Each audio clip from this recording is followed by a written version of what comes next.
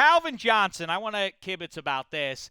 The day he announced his retirement, or he never He has yet to officially announce his retirement. Right. Other people have reported, and we've heard the Lions say that they had a hint that he was going to retire, but it's a little weird now, right, Gelhar? I mean, I just flat out think we're going to see 81 in the, what do they call it, Honolulu Blue? In the Honolulu Blue come 2016. I don't know. It seems like this writing's been on the wall for a while. The last couple years, he has had to soldier through a lot of injuries, and I just think he might be past the point of coming back. He's made more money than he ever needs. Like, that team's not exactly going to be gunning for a championship next year unless they maybe add some pieces in free agency, and he'd have to restructure his deal. But I don't know. I think he might just be hanging him up.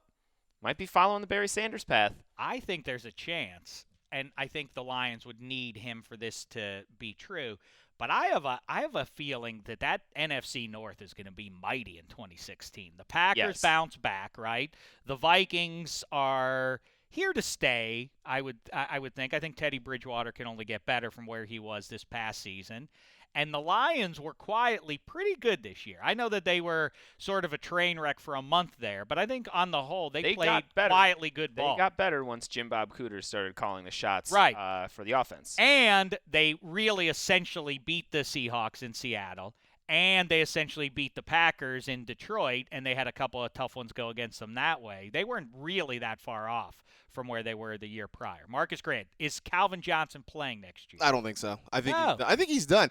And I think you're going to start to see it more. I mean, we've seen a lot of guys retire fairly early, kind of citing health concerns and that sort of thing. And I think you're going to see some guys the goal, I know, for a lot of players is to get to that second contract because that's where the big money is. Right. And I think you'll see a lot of guys get to and through that second contract.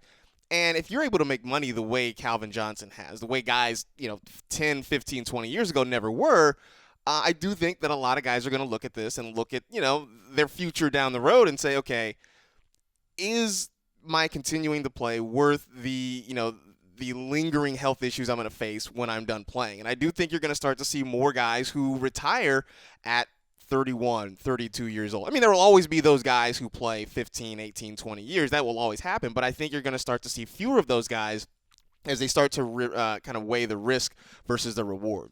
I completely agree with that, and I also think the pendulum swings the other way, which is to say the teams are going to start – I think you're going to see this more and more and more and more. Savvy teams, at least, are not going to pay the big second contract to running backs, the position that suffers most from that attrition that happens in the first few years. Specifically, the Steelers are going to have a decision to make on Le'Veon Bell. I think few argue that he would appear to be, when right, the best runner in the game right now, the most complete running back. But would the Steelers do well to pony up what it's going to take to keep him? $12 million a year, $10 million a year?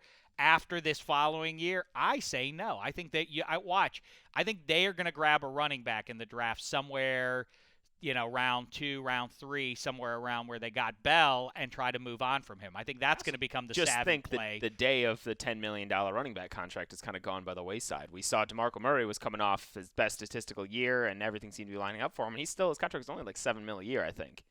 7 or 8. It was definitely less than what people, I think, had anticipated going into that. I think the market has kind of already adjusted, so I don't think teams are going to have to pony up that dough, but they might even be hesitant to go that much. Like, that's what Doug Martin's seeking right now, and we'll see in a couple weeks when free agency starts if Tampa's going to do that, or if somebody else is, or if he's going to have to take a lesser deal.